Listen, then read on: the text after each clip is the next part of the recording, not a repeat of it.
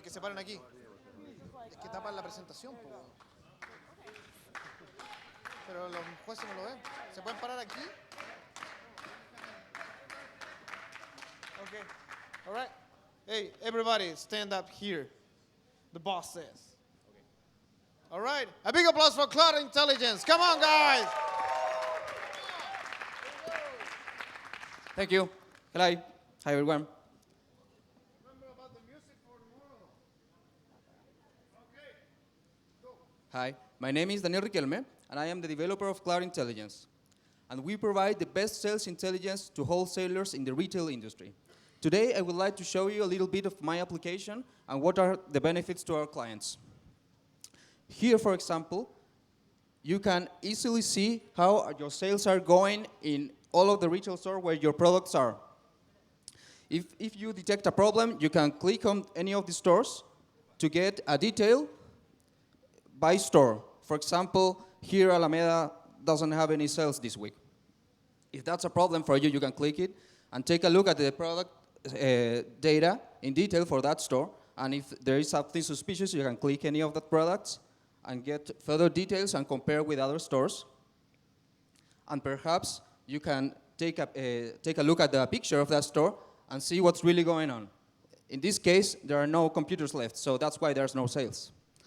Our platform collects all the information required to detect problems in sales and diagnose that problem and then take any actions. This is exactly what we showed to Alberto Serra when he said his famous quote, "I drop a tear." We did our homework and found a little bit of competition in the USA. Here are a few companies that are business intelligence vendors and integrators. What they do is that they sell or they know how to integrate business intelligence solutions to connect retailers with wholesale retailers. They are not exactly focused in our business. They simply solve the problem of integration with a lot of trouble and time and cost in the project that has to go on. Here is the very best example of a competitor in the USA because they do exactly what we do. Now, here's what they do. They collect the data from the different retails through the standard EDI standard, and then they pass through the data to the retail wholesaler in a way that it can be useful for them. We do the exact same thing. The main difference is that we do not require for our client to use EDI standard. It's a lot simpler and a lot scalable. That it's the main point. If you are a retail wholesaler and want to integrate with your retail, you would spend a lot of time in an integration project. With us, you spend zero time. Here is a comparison with SkyPad and us, and the key point here is scalability. If you use SkyPad, you would take a long time to start up.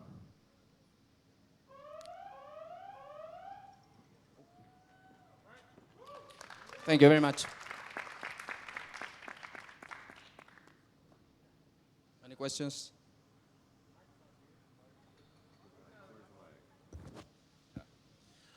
Could you explain to me the difference between you and SkyPad again?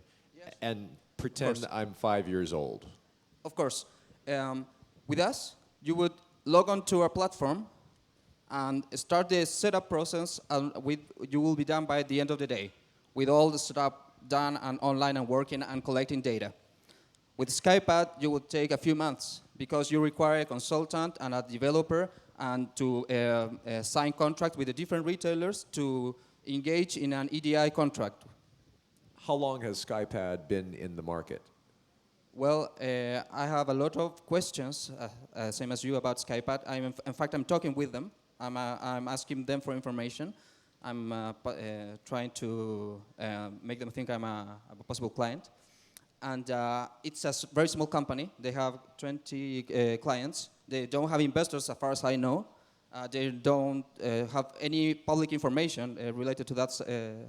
Do you know when they were founded? How long have they been in business? I don't have a clue. They don't publish that information. So you extract intelligence from the sales data, right? Yes, of Sales course. data is what you collect. Sorry, could you repeat? Sales data is what you collect. The majority of wholesale retailers use B2B portals. It's a system provided by the retailer for the wholesaler to log in and download data and do some other stuff. But the majority of retailers use this technology. So what we do is we go in the middle of that relation and collect the data automatically and process it for them. What is that data about? Is it about the number of things I sold? Is it the number of things I have in the... It's raw data that tells you what product in what store sell in a given day and what's the remaining stock for that product. Okay, so specifically about the example that you showed, like the computers are not on display anymore. Yeah. I'm just wondering, how am I going to know from sales data there is no computers on display? That's an excellent question. The data I'm talking about for retailers, the sales and stock data, it's a hard data to get and process. There are a lot of other data that we collect with different sources. That picture was taken by a promoter that works for our client in that store, and we asked him to take pictures of every problem he sees every week. And so that's another feature of our system, and there are a lot more. We have a lot of sources. The retail wholesale connection is the most complex one. Thank you. Thank you very much. Very good. All right, guys. Okay, a big applause for Cosmo now. Come on, come on. Your applauses are for practice tomorrow, so I want to see a good practice. Come on. Hello. Okay, so hi, my name is Javier Vega, and my company Cosmo is developing a web application to help consumers like you and everyone in this room to find local businesses. So we interact with local businesses every day. We buy services and products, and this happens here in Chile and all around the world. So doing things in this space is actually something that has the opportunity to help everyone in the world. It's things that we do every day. So, but this space is particularly important here in Latin America because the market circumstances are very, very bad for local businesses. There are a lot of small and medium businesses that still do not have any web presence. The current solutions show very basic information. There's information that's scattered, outdated, indexed, bad indexed, and incomplete. Therefore, this makes it very painful and extremely painful for people to find good local businesses here.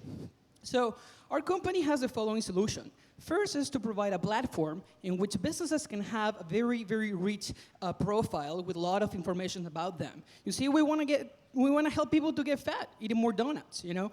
And that's something that right now they don't have. And second, our platform wants to provide unique search abilities, which are based on helping people to find these businesses based on products and services. And that level of specificity is something new that we're implementing and trying it out. So, and we also, of course, have a mobile solution, so that's location-based. So what really makes us different, because we know that there are companies, great companies that are doing things in this space. However, a lot of companies have taken a social approach to it, providing things like reviews, check-ins. We want to be data-driven. We want to be specific. We want to solve queries based on needs and specific services.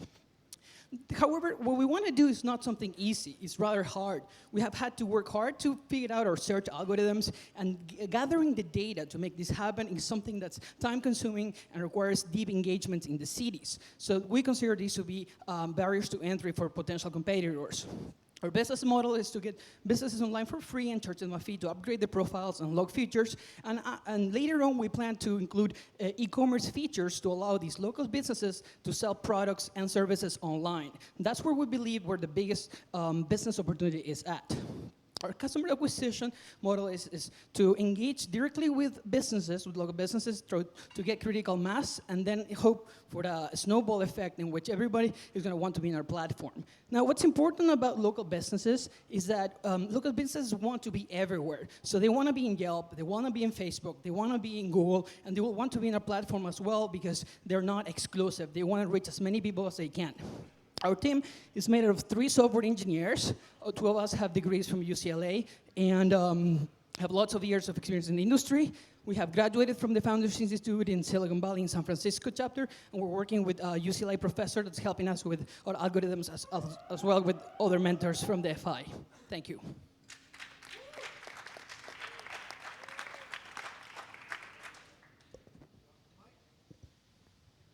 Oh, can you go back to the slide that shows the access with the competition?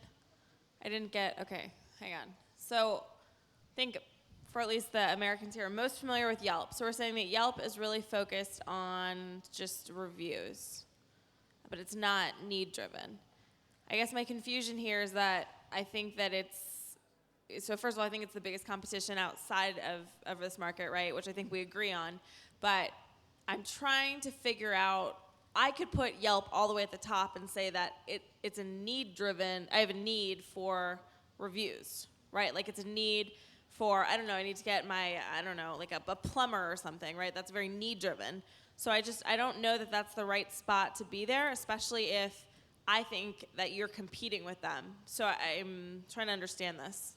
Okay, so the first thing that I would like to address Yelp as different is that they are in the reviews space, and it's a space that we want to stay away from, because for a couple of reasons. First, because reviews respond to emotional experiences that people have, and therefore for them to work, you need to keep the positive and the negative ones as well. That is a service that really helps consumers, not businesses so much. Some businesses actually hate reviews because it doesn't really help them to make sales. Some others love them. We want to stay away from that, and we want to concentrate on information. We want to get to the level in which we can get the inventories of local businesses online. Therefore, if you're looking for certain products, you will not be able to find them in Yelp. You'll find things that are general and major categories, but eventually we want to get to a much more level specific. Probably can be more compared to Amazon, but with a local type of service when it comes down to that. So we would like to actually to integrate with Yelp eventually to see, connect with them so people can find businesses in our platform and then look for reviews, which is Yelp, which probably Yelp will do better than we'll ever do, because that's not the space we want to be in. You need to get rid of this slide because, I mean, I agree with Miley that Yelp would be up in the top right quadrant, except it would be the size of this dome, relative to you right now. So because you use Yelp when you have a need and you search is the main interface. It's not social, check-in, followers, none of that really matters every day. We're driving on the road, I need a restaurant, Yelp, boom, it's here. And they're huge. They're not just in the US, they're in Europe now. This slide is, you've got the wrong axes. What you have is that Yelp, you're right that Yelp is for consumers, and businesses in general hate Yelp because Yelp is an extortion racket, right? So change the axes. This slide is just going to give you too much contention. Okay, thank you. Just one more comment. Do you have a problem saying that you're kind like Yelp for Latin America? Or, because if you want to go and compete against Yelp in the United States, well, I understand that you have an innovation way of looking at it. But Yelp has proven to be a very successful business in the United States. And somebody's going to take that in Latin America. We have a different culture, we have different needs, et cetera, but... Yes, I mean, well, when I've talked to a lot of people, and when they think of Yelp, a lot of people think of it as reviews, and that's a space that we want to stay away from. We don't want to go into that space because we believe that you're in a gray area in which it's not very clear if you really serve consumers or if you really serve the local businesses, which we consider to be our customers. Primarily, we want to make tools for our customers, which are them. Now, of course, there are things that people do in Yelp that will overlap with what we do. One second. Do you guys use Yelp in a daily basis? There you go. People use it. Okay. Thank you. The other thing, which is slightly null and void now, but be careful where you put Facebook, because Facebook's new social graph, I would say, puts it in the right-hand corner. Yes, you're right. Right. So. Yeah, I need to work on these slides, definitely. Okay. So one more question, really quick. So you're saying your customers are the small businesses? Correct. Okay. So now on the slide where you have the small business, can you tell me how many of the small businesses don't have a web presence? Here in Chile, less than 50% of them have web presence. Yes, in Chile. And I think the situation is worse around in Latin America. So I guess you are TripAdvisor for small businesses.